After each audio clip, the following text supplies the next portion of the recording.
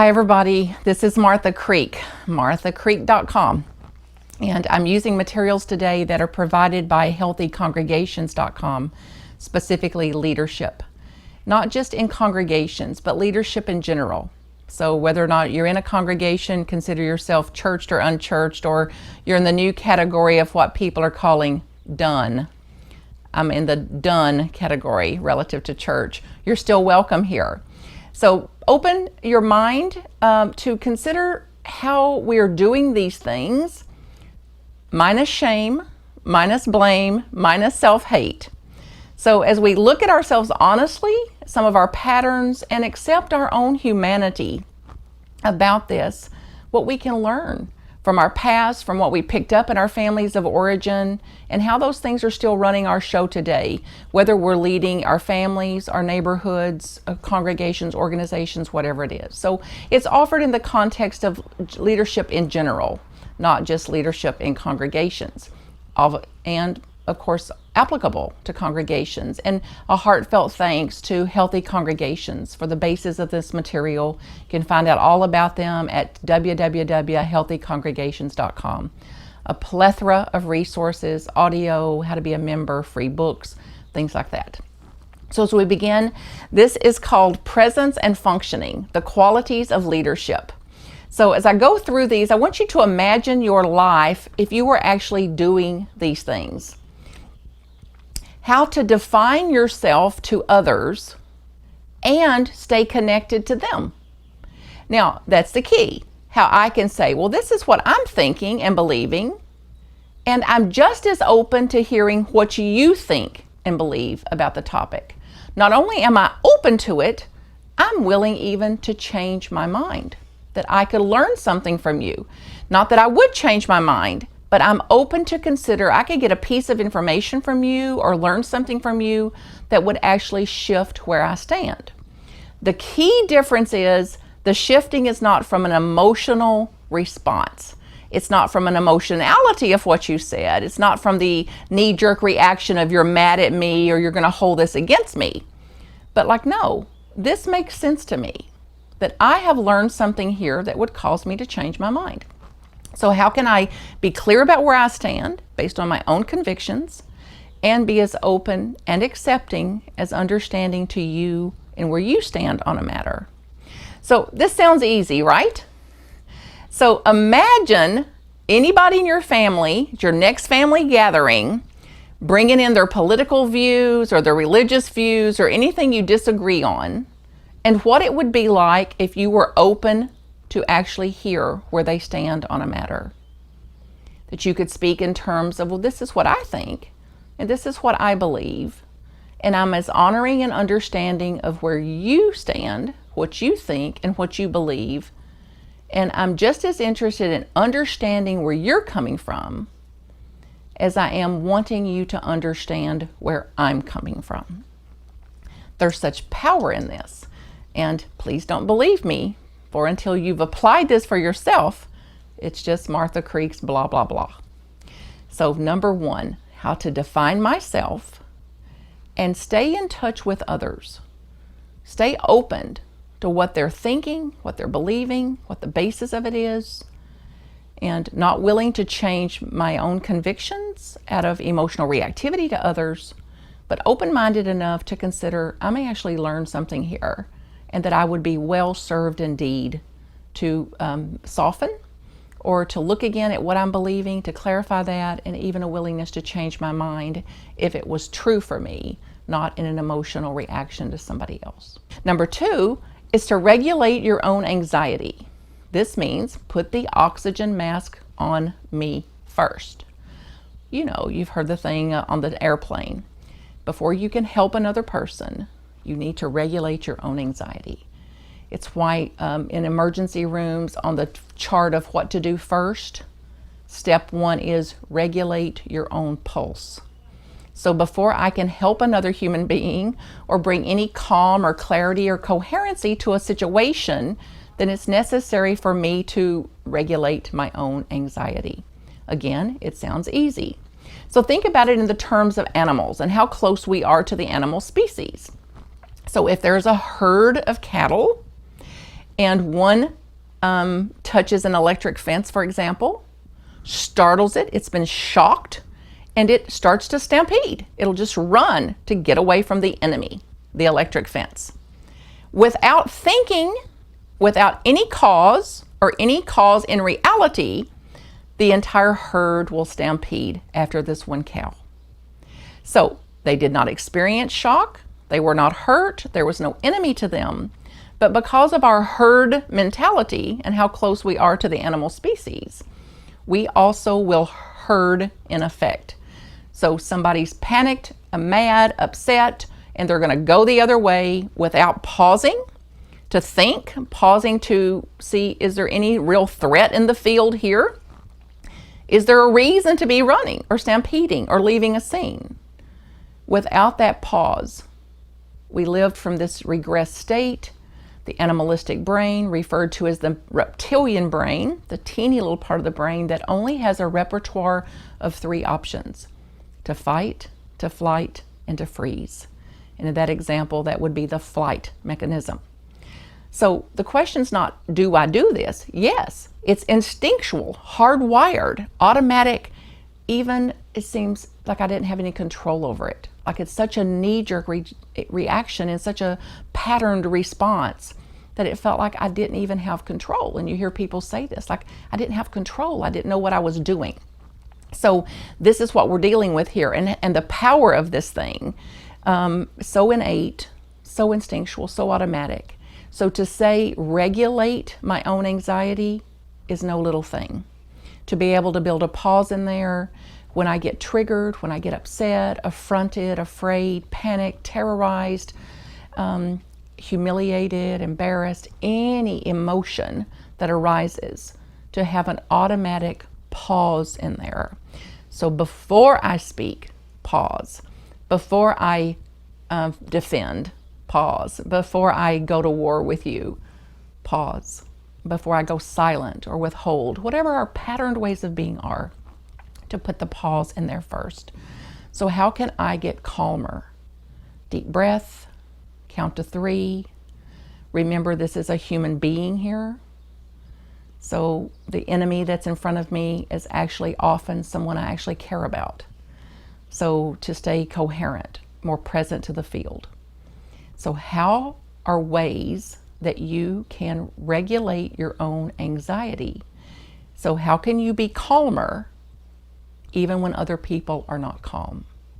How can you be a calming influence in a herd mentality when they would stampede or run the other way? How can you be a calmer, less anxious presence in situations like that, whatever they are in your life, your workplaces, your family, with your children, your marital, spousal relationships like that? How to be a circuit breaker for anxiety. So instead of joining in, commiserating, colluding, hurting with them, how to be a circuit breaker instead. Imagine what it would be like if you could. If you actually could employ that. If you actually had some practice at being that circuit breaker. So as we continue through the list, I believe if we do just one of these, when in situations where I'm able to do just one of this long list, it changes the entire reality. It changes the whole scene. It changes my experience of my life. It changes relational dynamics and makes for a lot easier and happier life as well. Number 3 is to keep a clear distinction between facts and feelings. The facts. What are the facts? So the facts are, there was a snake. The feeling about it is panic, terror, worry, upset, I got to get out of here. It's like, so the emotions are all effects of the thought I had, which is I'm not safe, I'm in danger here. So think about the effects of feelings to you. So for example, someone doesn't call you back. Oh, I'm so upset, they didn't call me back. It's like, okay, what's the facts of the matter? They didn't return my call. They didn't call me back. Where would the emotion be in that? If you were simply factual about it. And the mind loves to make up things. So instead of just, they didn't call me back, and that's the facts of the matter, which would leave me, if I wasn't emotionally bound or emotionally reactive, it would leave me coherent, sane, thinking like, oh, I could call again. Perhaps they haven't gotten to it. I would not make up something about why they've not called. I could just observe they haven't called me back and stop right there. The mind, instead of stopping right there, though, loves to make up things. So they didn't call me back. That means I'm not important. That means they don't care. That means they don't love me. That means they're going to ignore me. That means they think they're better than me. That means that she's a witch, like that. And then if we don't catch it, we will make all this up and then believe what we've made up and live in relationship to what I just made up. So in reality, all that happened is she didn't call me back. Factual.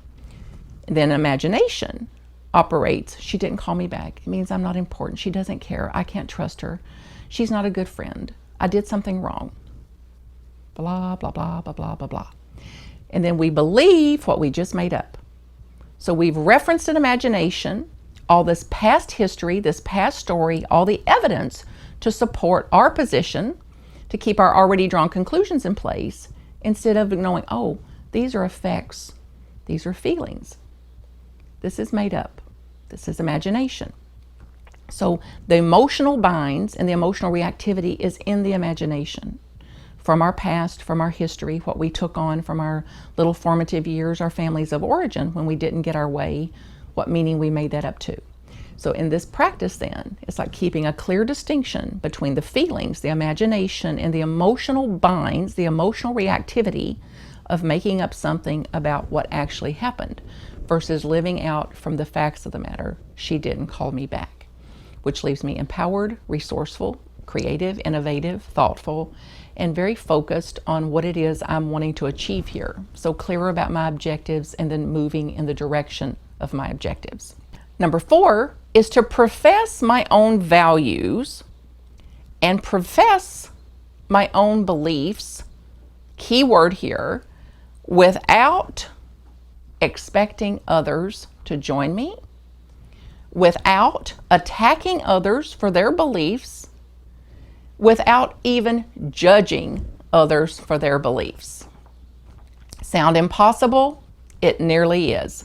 So it's a monumental task to actually profess my own beliefs and my own beliefs in what I'm convicted to, and not expect you to join me, not expect you to do it my way, which is the right way.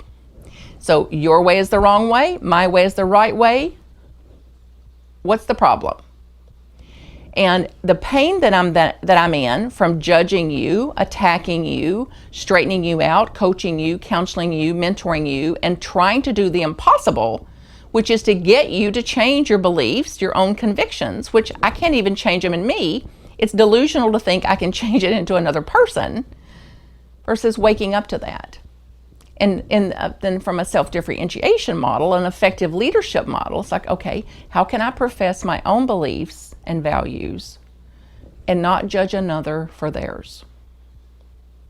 Not to drop and displace my expectations onto you, or to hold it as a right and wrong frame. I see it rightly, therefore you're wrong. My way is a good way, therefore your way is the bad or wrong way. And as long as I'm framing things, and sin is that way, there's always going to be somebody the matter with me. And then there's always going to be the temptation to keep doing the impossible, which is to change another person, or to change another person's beliefs, attitudes, judgments, dispositions, patterns, and it would be no different than trying to teach a cat to bark, or to try to make somebody, a human being, into a giraffe, and then being frustrated as to why they are not changing, instead of looking at the empowerment and the possibility of me being the one that actually changes. Number 5 is do not demand or expect that others should think and feel and act like you do. So how it comes across in me is, oh, I never would have done it like that. What is she doing? I have done that for 100 years and I never would have done it the way she did it. that is not a good way to do that. Has she been trained? So how to have my way of doing it and not think and feel and demand or expect that others are going to do it the way I do it. We're as unique as anything has been. Look at your little finger and your little fingerprint. That's as unique, and all the billions of us there are, that's as many unique ways that we're going to have of doing what we do. And the pain is on me, and the misery is on me, the suffering's on me, when I believe that any other person in the universe, any other human being is going to do something the way I do it. So the suffering I have as a result of demanding that, expecting that, or even wanting that, even shoulding that, they should do it my way, they should have considered me, they should follow my lead, is the source of my hell, my suffering, my misery, my tension, my stress, the anxiety that I'm experiencing. So this is good news. So if I want less stress, less anxiety, less tension, I can drop expecting and demanding or believing that any other person is going to do something the way that I do it or the way that I thought it ought to be done. So it's like taking back the power that I have. So when I demand and expect and displace that onto somebody else, I've given away all my power in that. So how to take back that power, to say, I do it the way I do it, that makes sense to me. They do it the way they do it. Whatever makes sense to them, whatever reflects the consciousness they're in, whatever reflects the belief and the thought that they're having at the time. It's not mysterious. That is their way of doing it. And if I again take down the right and wrong frame and the good and bad frame, I'm going to have less emotional reactivity to whatever they do or ever how they do it. So it's like taking back my own power, which leaves me more responsive, less reactive, which leaves me more thoughtful, actually in the seat of a student. How can I learn from them as well? And it requires an open mind to be willing to learn anything. Number 6 is to accept differences between people. Now, in circles that I run in classes that I have, even in organizations, companies, businesses, neighborhoods, families, churches for sure, ministries, it's like, oh, we are like-minded. We think alike. It's like, it's not true. Sometimes we think alike, sometimes we do not. And this unwillingness and this denial that we actually have differences is delusional. It's also problematic because then when the natural differences arise, then we are opposed to it or affronted to it or afraid of it. We are judging it, attacking it again, demanding it be the same. So until we accept differences in ourselves, differences in people that work with us, live with us, go to organizations with us, churches with us, until we accept that there's differences even among people closest to us, and even in people that's doing similar jobs or living in the same scene as us, until we accept those differences, we are subject to and hostage to those differences. So get a sense of what the consequences are to you in not accepting that there's differences. What does that cause in your household, for example, when you think people should be the same? That they should think the same way, eat the same way, show up the same way, even worship the same way, or have the same philosophies about employment or jobs or something like that. What are the consequences to you of not accepting that we have differences? What does denying differences cause in your own life? And what would it be like to accept that we have differences? So that it's not a problem when we do. It's nothing to be afraid of, nothing to be reactive to. What would it be like to accept differences with the people closest to you, the people you work with, workplaces? What would that be like to accept the differences? And what would it be like to know that just because we have differences doesn't mean that we really differ? That we represent a human phenomena, the full spectrum of being a human being, and that within that spectrum, whatever's happening through me, through them, as them, is always within the human phenomena. whatever they're thinking, whatever they're doing is a representation of part of our own humanity. And until we accept the fullness of that humanity, until we accept the wholeness of that it's going to be both and, not one or the other, then we're victim to and hostage to are wanting it to be one way and denying and afraid of it being another way.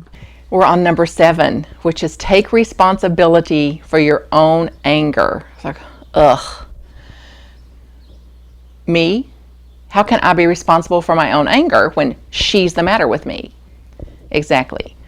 Relative to leadership, so regardless of what she's doing, the question is, how am I going to respond to this? Regardless of what he's doing, what he's saying, what he's accusing, what he's blaming me of, criticizing me for, is not mine. I cannot change that aspect. What I can change is how I respond to this. So, number 7, how not to blame anybody else for the feelings that I am having. Whoa! This changes everything. It'll even show up as counterintuitive.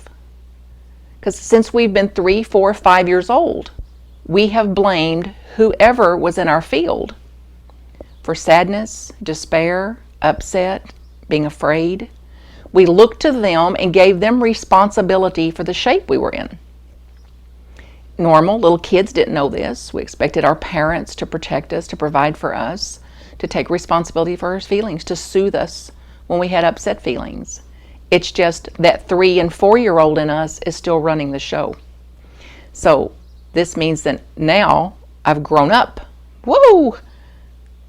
My maturity depends on me taking responsibility for my own emotions and no longer blaming anybody else for my stress, my upset, my sadness, or anything else.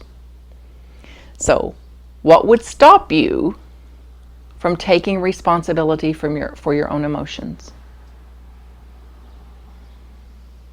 What are the consequences to you if you continue to blame somebody else for your emotions?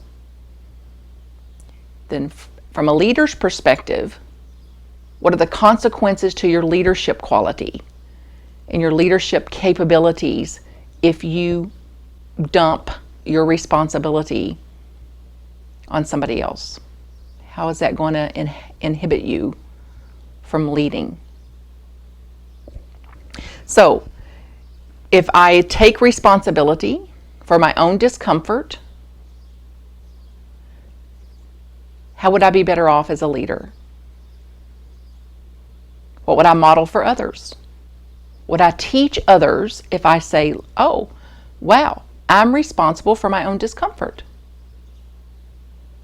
Then naturally I'm going to expect others and believe that others can and model for others how to assume responsibilities for their own emotions, their own discomfort, and how to then restore themselves as I'm able to do it and able to model that for others. So be aware of the mind that would want to resist this. It goes, wait a minute, I'm not taking responsibility for my own emotions. I'm going to continue to blame them. Like, this is nonsense. You don't live with my mother. This is nonsense. You've never had to be criticized by my boss like I'm criticized by my boss. It's like, regardless of the situation, regardless of the person, regardless of the criticism, think about the disempowerment of holding them responsible for your emotions and the empowerment that's possible when you begin to take responsibility for your own emotional state. Disempowerment, empowerment. If there's a point of choice, that's the only place in the universe we have any control and any real capacity to respond instead of react, to be more thoughtful, and to be less knee-jerked, less instinctual, less automatic in our response, and to be able to actually make a choice that is then more coherent, more effective, and more effective relative to leadership or just being a parent, a spouse, a human being, a sibling, whatever it is. Number 8, is live by your own goals. That means I'm going to live by what interests me and not live by the goals that other people have for me. And I can tell you, this was one of the hardest things for me to do. I've been so programmed and patterned into pleasing others and going along with others, go along to keep the peace, peace at any price, that I literally didn't know what the goals for my own life were in some cases. So to say live by my own goals, like what interests me? Who do I want to be in this interaction? Not how do I always do it? Not how do they do it? But who do I want to be in this interaction? What is a life that's interesting to me? What am I going to look back from my deathbed and say, wow, that's exactly what I wanted to do back there. Wow, I thought for myself. Wow, I didn't let their upset, their threats, their needs, their wants, and their shoulds impact me so much that I wasn't able to make a choice based on what was integral, honest action for me. So find an area in your life where you feel like you're living out somebody else's expectations for you, where you didn't have enough self to say, no, I'm not going to do that, or that doesn't interest me, that doesn't even make sense, or even that's against my own integrity to do that. And the emotional binds that we're in that would cause us to do it, versus what it would be like to say, I really get that you want this for me, I really understand why, and it's simply not honest action for me, or it's not a goal that I have for my own life.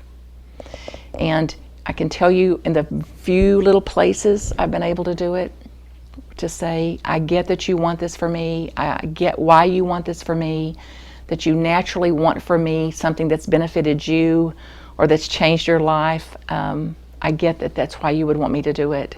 And it's just an absolute simple and honest no for me. That is not a goal that I have for my own life.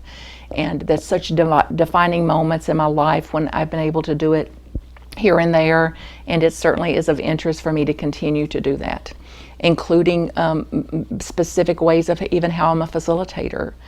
Some of the education that I have is very non-traditional. I went to night school, day school. I took CLEP classes, correspondence courses. I got all the credits I could for college, for example, without going and living on a college campus. So other people wanted me to live on a college campus. They wanted me to have that experience. And I saw another way to do it that seemed more honest for me at the time. So even with the pressures to do it the way everybody else does it, I was able to define myself and say, there's another way for me here. The same thing has been true relative to an ordination path, that I did a non-traditional approach to that as well. I found colleges that provided accelerated learning and things that really caused me to step up and make some decisions to work full-time, go to school full-time, that would not have been suitable at all for others, that could have been enough to cause a system breakdown or to cause them to throw in the towel on all of it. But it worked well for me. So even though it could have finished somebody else off, it was directly in alignment with my own energy and what I was actually capable of. Number 9 is refuse to coerce, will, and threaten other people into going along with you. So I would add to it, refuse to charm and seduce and manipulate and control others into going along with you. So get a sense of what the anxiety that's caused by just this one thing, of the efforting to try to coerce somebody else to go along with you, to believe the way you do, to think the way you do, to understand where you're coming from. Like even just saying it, like it's an energy drain on me. Like an energy that was full when I began to think about, coercing them, get them to think my way. It's like, So this is no little thing, the expanse of time and energy and effort that goes out trying to change the impossible, trying to change what somebody else is doing, thinking, believing. So the pattern then and the unawareness that we have of that has us bound up in that. So then how do we wake up to that? Where am I doing that? Not if I'm doing that. Where am I doing that? And who with? What's causing that? And what it would be like to simply stop it. To stop trying to coerce and will and threaten, seduce, manipulate, and control other people to be different than they are. In organizations, in the family, in my relationships, with my children, how would I be better off to stop that? How would you be better off to stop that? So an example is I took it on as my responsibility to get my little nephew, who I love more than anything in the world, to brush his teeth. So I built a chart for him to track how he brushed his teeth, how often. I gave him rewards and incentives for brushing his teeth. And then awakened one day to how much that is not mine to do. And my fear that was under that was that he actually would lose his teeth, that he actually would not have teeth. And that was not all that uncommon in our families, that my parents and other people, my elders, had really lost their teeth as early as age 40. They either didn't have dentures, they never got dentures, had all their teeth pulled or something like that. So I had a fear of this for this child. And I woke up to, that's not mine to do, and that he's perfectly capable of doing this for himself. And I just stopped it. I was able to just stop it. And I get big laughs out of this today, because if I had a picture of him now, I'd show it to you, because he has this great big smile and these beautiful, beautiful teeth. And somehow he knew to brush, how to, when to, and it didn't require Aunt Martha's intervention on that. One little example of how I've used my own coercion and taken on somebody else's responsibility to be mine. The next one is along these lines. So number 9 was for me to stop coercing, willful, stubborn, charming, getting somebody else to change. The next one is that I now am also refusing to be willed and coerced and threatened by them.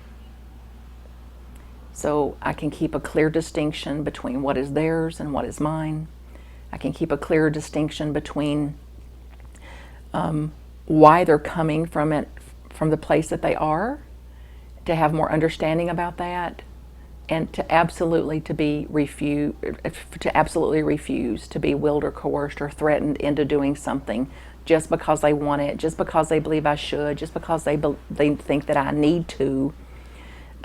Instead of, no, I'm going to think for myself, I'm going to take action based on what is true for me, what is an integrity for me, and less in the emotional binds of somebody else, or trying to appease or go along with, or keep peace or be liked or to be understood or anything like that. So refuse to do it to others, and refuse for others to do it to me. So to take back my own responsibility and my own power for what I can and cannot do, what I will and won't do, and to live and stand in my own conviction of that. Number 11 is to keep my relationships with other people open. This means avoiding gossiping. That'll finish a few of us off. If we actually stop gossiping, just think about what that one thing would do for our lives, what it would do for my life to stop gossiping. So that means I keep my relationship with you open. That means I avoid what is secretive. I avoid what is collusive. I avoid what is gossipy, and what is not mine to be talking about in the first place. So that if then somebody presents to me and says, hey, let's talk about John, it's like, I'm really working on not talking about people that aren't here. So instead of talking about John, let's talk about you. Let's talk about me. Let's talk about something we can do something about. Now, that seems counterintuitive, because we have taught people, come, let's talk about John. Hey, let's rake John over the coals. Hey, let's make John our enemy. So we've had so much focus on John and whoever your John is and what they're doing, that we seldom ever pause to look to see, what am I thinking? What's going on with me? What can I actually do something about here? Instead of shifting my focus from the external, which is them and what they're doing, then it's a shift back to the internal. What am I doing? How am I in relationship to this? How am I in response to this? And then what can we talk about besides somebody else? So that I do not teach you then that the way I'm going to relate to you is by talking to somebody else. And this has been very, very powerful for me in my life. It still is hard work. I'm not immune from this, believe me. And it's been very hard work, but extremely important and powerful work for me, so that my relationship with whoever it is not going to be about another person. For example, then if I'm talking with my mother, then I want to talk about and keep my relationship with my mother open, and not make the focus of my relationship to my mother about what my brother's doing, what my nephew's doing, or what the neighbor's doing, but about what's going on in you, what's happening in your life, what's happening in mine, and how to relate on a one-to-one open relationship, internally focused, present to who's in front of me, and less externally focused, and who can be the displacement for our judgments and our wants and needs and shoulds and shouldn'ts. So forming open one-to-one relationships, avoiding secrets, what is collusive, and what is externally focused, to bring the focus back to here. Number 12 is maybe one of my very favorite ones of all of these, and that is to change my position from victimization to what can I do. Shifting my position, my belief systems, my thought systems from I'm a victim here, I've been victimized here, to what can I do? So in this situation, what can I do? In this relationship, what can I do? In this circumstance, what can I do? So that's the big difference between I've lost my job, what am I going to do? To I've lost my job, what am I going to do? And that changed my entire reality. That changes my absolute experience of life as being something that's being done to me, and being a victim to everything, including the traffic jam, or it rained today, or my toast is burnt, or somebody didn't cook my egg enough. This victim, instead of this is life on life's terms. This is life doing what life does, and how I relate to it is up to me. So I can relate to it as this is life on its terms. What can I do in this situation? What can I do in this interaction? And there lies all the power of the universe. So how to shift from being a victim to something to a can do. What can I do here? Number 13 is to gain space and time and a broader perspective about anything. So the way I'm seeing the world is very limited. A little limited scope of what I'm seeing. This is what's happening here. This is what always happens. So how can I gain some space to say, well, no, now hold on. What if I could see that just a little broader? Oh, well, hold on. What if I could get a broader perspective here? Let me check with somebody else. How would they see this? What's their experience here? So if the mind was open and fluid enough that instead of coming at everything the same old pattern, instinctual, automatic way, what it would do for me to pause here to say, let me take some time and space. Let me get a higher view of this. A song about let me see it from higher ground is coming to mind. So what would it do for me to take a higher ground here, to get a broader perspective, and to unglue and unstick and unbind myself from seeing it from the extremely limited little narrow way that I've always seen it? And think about this from a leadership perspective, what the consequences are of not taking space and time and keeping a broader perspective to continue to do things the way we've always done it. That's always the way it's been done around here. Think about what some of the consequences to a ministry, to an organization, or to a relationship would be if we don't actually put this into practice. And actually, over time, most relationships, most organizations couldn't even survive in that. Not only to decline, but to actually die, because we're built to grow, expand, change, to evolve. We're compelled and impulsed by universal force to be different, to expand. And if we do not allow our own mind to have that kind of expanse, to take a broader perspective here, then we're blind to all the ways to do it other than the way that we've always done it. Number 14 is contain your own reactivity when others are reacting. So that means the more jacked up they get, the calmer I get. It could be the more confrontational and loud, it's like the more understanding, more able to listen. The more threatening and volatile they may become, it's like how to stay coherent and aware of my options, how to think when they're not, how to be less reactive in response to their reactivity, and to what the consequences are, kind of back to the herd effect. What are the consequences to me in my own life if I get just as reactive as they do?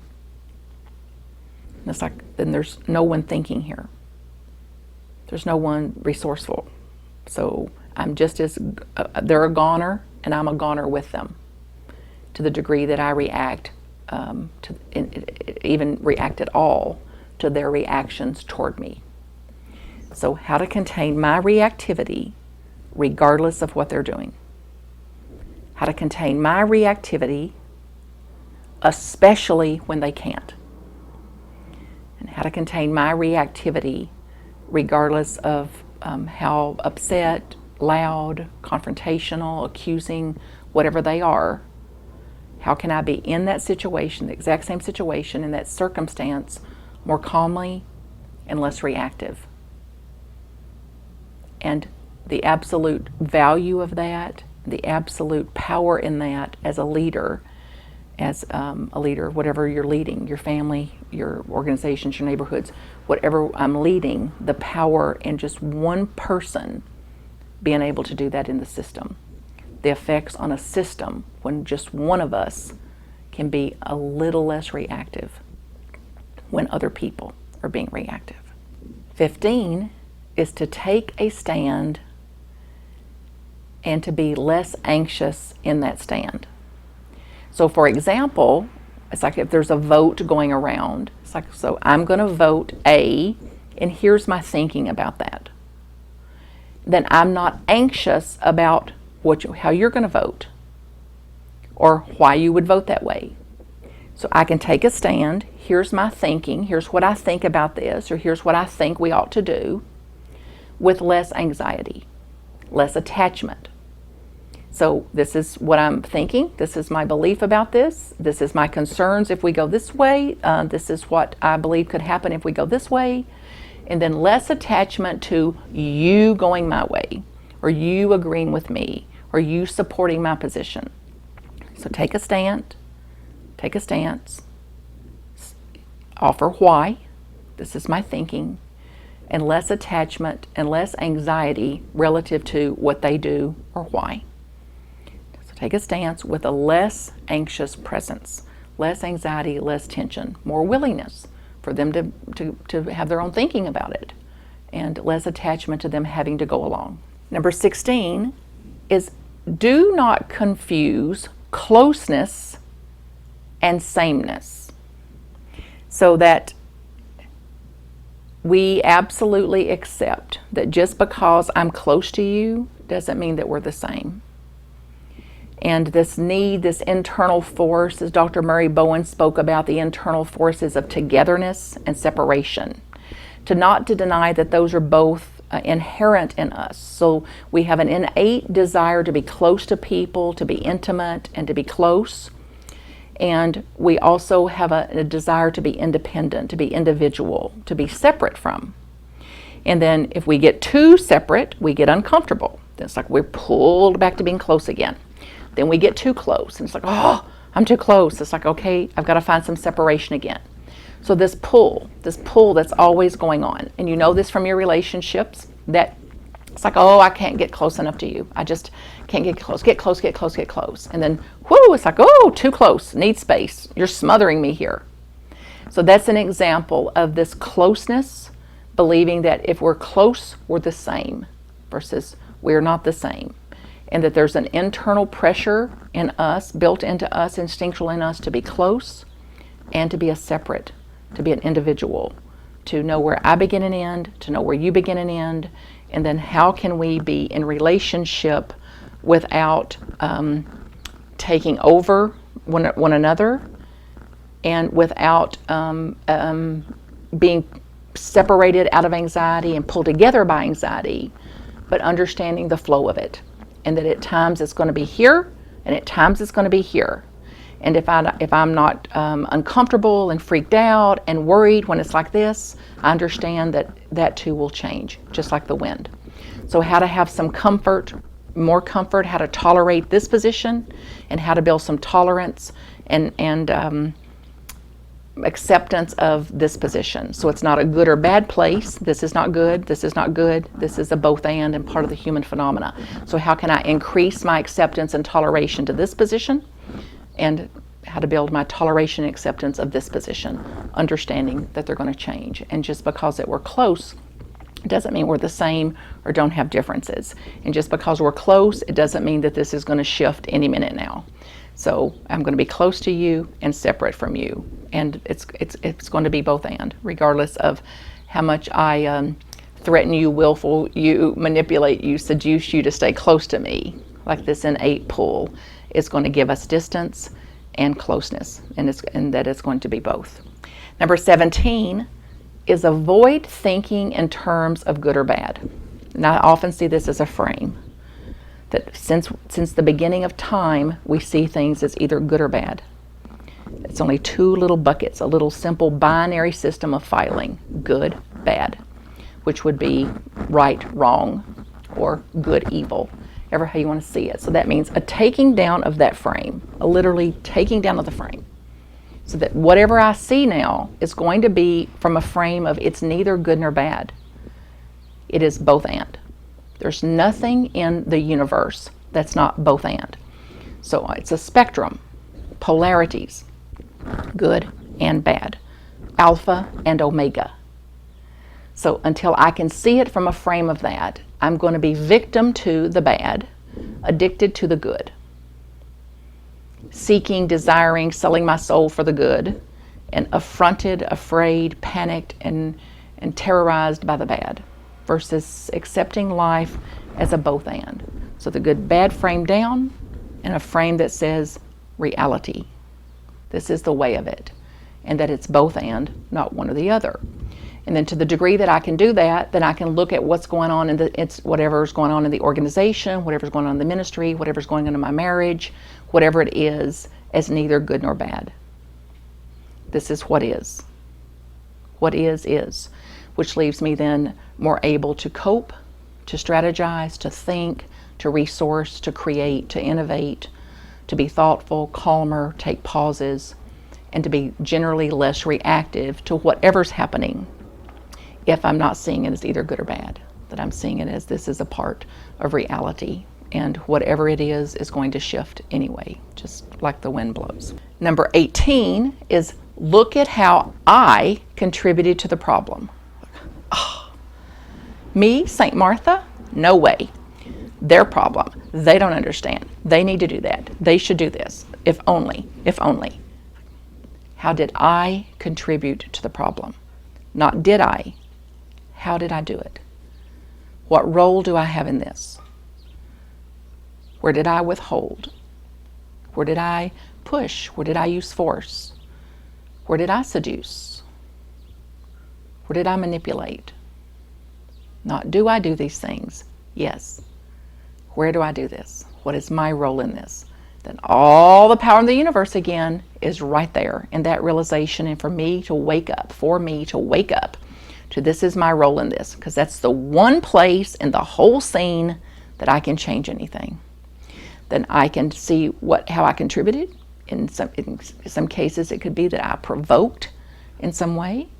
It could be that I contributed because when I don't get my way with you, I withhold love from you. It means then when you don't go along with me, I don't speak to you. If you don't support me in what I'm doing, I go silent or cut off, get quiet, shut down. These patterned ways of being, and what the effects of those patterns are on my important relationships, on the dynamics of a relationship, and then on the dynamics of the way we function as a team, the way we function as a board, the way we function as a family. So what is my part in this interaction? That's the place that I can make change. That's the place that I can bring healing. That's the place that I can restore myself and open a field of infinite possibility, instead of, I don't have a part of this, or seeing it as I've been victimized again. It says, no victim here. What's my part in this? Change what I can, accept what I cannot, and have a clear understanding of the difference of what I can change and what I cannot change. Number 19, now this is the one that I like the least so far. Maybe up until now, this is the one I like the least. Accept that pain, tension, and suffering are part of the human learning system. Oh, like, who wants people to suffer? Not me. No sane person would want their child to suffer. No sane person would want another human being to suffer. However, is suffering a part of the human phenomena? Yes. Is tension, anxiety, disease, divorce, things that cause suffering, are they part of the human phenomena? Yes. Since recorded history, this has been part of the human process of learning. And how much I know you would want to wave a magic wand and like take all the suffering out of the world. I believe that's why some of us are called to do the work we do, that we actually believe that we can like stop suffering or like take suffering out of the world or something. And look at how it inhibits us, shuts us down, and closes a field of possibility when we make suffering wrong or suffering bad, or believe that we're victims of suffering. And then what we teach the world and put out there to say that to our children, like, avoid suffering, avoid suffering, avoid suffering, like it's possible. Instead of like, no, welcome to reality, welcome to the world. There's suffering here. Sometimes you'll get what you want, sometimes you won't get that. Sometimes you'll have long periods of illness, and there'll be periods of disease as well. You'll have marriages and births, and there'll be deaths and divorces. And that's a part of the human phenomena. That's a part of the spectrum of being a human being here. And we can approach it with, something's been done to me, or I'm a victim to this, or this is a part of the human learning process. And please help us all, life help us all to accept this learning process as a very real part of our human phenomena, and spare me from believing that there's anything else about suffering that can be avoided, that suffering has to be in the doses it comes in the amount that it comes in, and I don't get to pick. I'm not the director of the universe. Oh, shocker. And if I put myself in that position as the director of the universe, then I'm going to live very irritated, frustrated, and mad at the suffering there is in the world, versus doing what I can to end the suffering in the world, which means end the suffering that is here, and then be a space for other people that are in suffering. And until I can end the suffering here and this resistance to suffering, then there's no possibility that I can end it in the world. So to accept that suffering, tension, anxiety, conflict are parts of the human learning process. Whether I like it or not, that's the way of it. Number 20 is cultivate your own imagination. Now this means instead of being focused on a condition or being focused on a circumstance, it's like, what else is possible here? In this very situation, what else is possible? This is how every speck of technology, innovation, creation has been born out of this practice.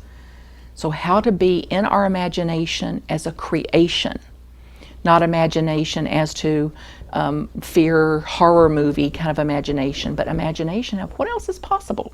What would happen if I did this? Like a Thomas Edison kind of imagination. Like, what would happen here? What would happen here? What happens if I do this? What happens if I do that? So like wearing a hat of a researcher.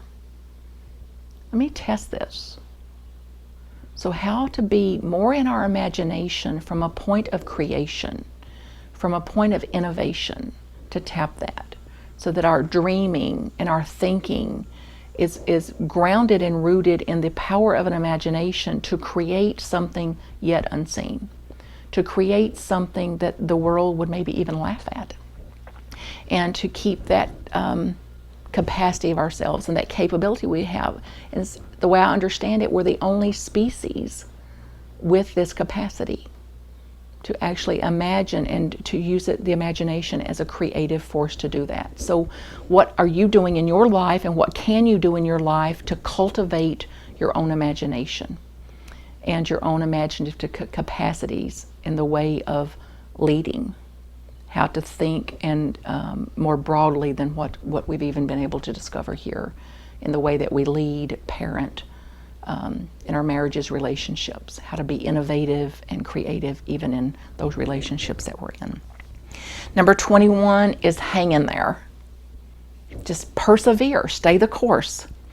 The human spirit is one of the things that inspire me the most to continue to do the work that I do. I'm just blown away constantly by the spirit of the human being and what they can bear, what they can experience, what they can heal from, what they can resolve, what they can move through, and that we are wired for that, this uncommon motivation, perseverance, resilience, and to look back when something presents itself, to look back to say, how did I do this before? How did I get through this before?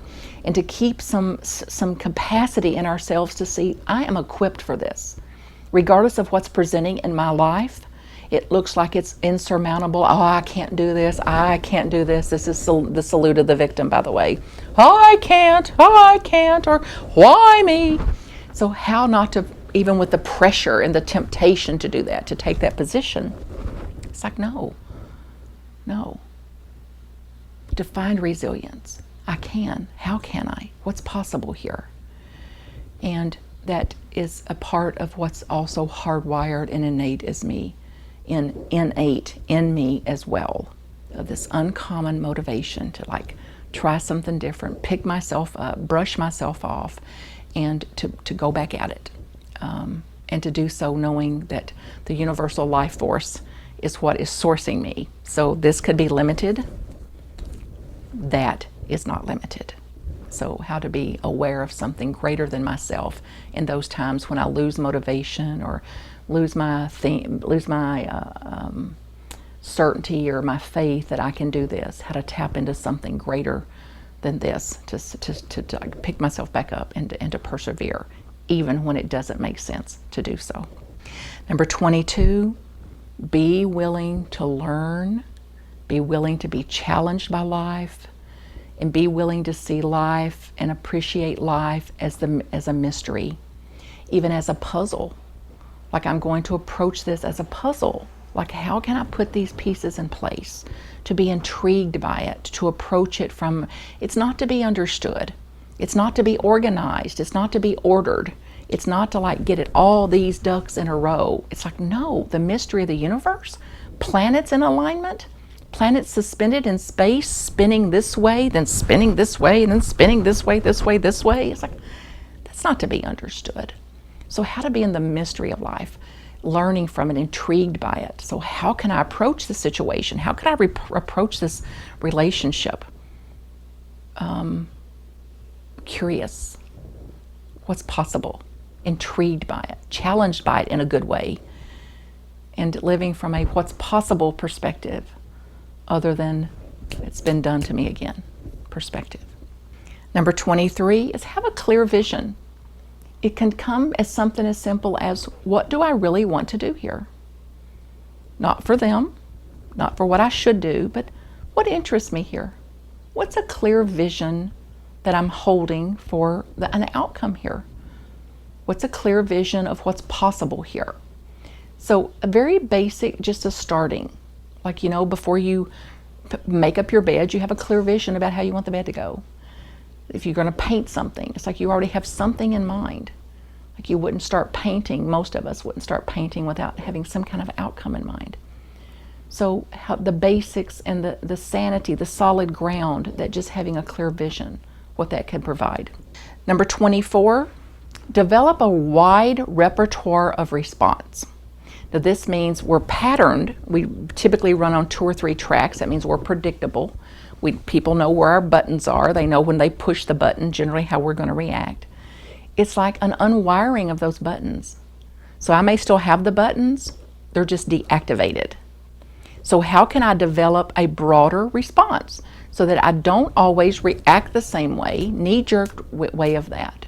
So if I'm just going to take on this one thing, how can I consciously, purposefully, intentionally build a repertoire of response that would move me out of this knee-jerk patterned way of responding? Now, if you start doing this in your households or in your organizations with your boards, they'll think you're on a new medication because we've taught them where our buttons are. We've taught them how we're going to respond. We've taught them our knee-jerk reactions. So when we start to deactivate some of these, it could be very disorienting to others. So as you're building this, be aware that it can be disorienting to the people around you, and stay the course. According to the theory, that if anytime we can make just any hint of little change there, the system puts pressure on us to change back. And if we can hold a higher note, so to speak, then over time, the system recalibrates. So then the system itself can come to a higher note, higher consciousness, a higher thinking, a world of more possibility, less restriction. So expect some resistance if you start to do some of this work, and stay the course. There's a lot of support for you, which we'll outline here in a minute. Number 25, allow time for things to process. Oh, I hated this one. Allow time? I was like, take a minute. Wail, pray, get over it. Make amends, say you're sorry, let's get on with it. And how intolerant and arrogant I've been over trying to rush the human process, trying to rush emotional process out of an innocent and very naive, quick fix mentality that I had, that we can hurry through this pain or we can hurry through this discomfort, instead of like allowing time, that it, just like a fever, it'll take all the time it needs to burn off. It could be weeks for some, months for some, years for some, decades for some. So I don't get to pick how quickly something is moved through, how quickly something is healed, or how quickly something is understood. So it's ineffective for me as a leader to think that I can rush a process, or to not be more patient, tolerant, and accepting, and then strategic as well in allowing this time, whatever it is, to pass. And I can report that I've grown a little. I've matured actually a little. From the first time I heard this, to like allow time, like trust the process, my internal reaction was not very favorable. Like it was an internal, like I don't want to allow time. And I'm just a hair above it now, that I actually don't believe I'd be surprised at how long it takes for somebody to heal, to move through something, and to resolve something. And what I know for sure is that timing is none of my business. My patience, how I accept what I cannot change, is my business. And that's a full-time job for me to operate from there. The last one here is to accept solitude. That there's times that we're going to stand alone. There's times that others won't understand us. There's times where other people, it'll look like they're not there. They don't support us. They're against us. Solitude, to take time away, to think, to get clear about who you are, who you've come here to be, to think about what is yours to do, what is not yours to do. For me to think and get clear about what is my responsibility, what is not my responsibility. To take time in quiet, in prayer, in fasting, in restoration, in silence, reflection, reading, something that remembers you, and some way for you to remember what is true for you and what is not. So to take time in solitude.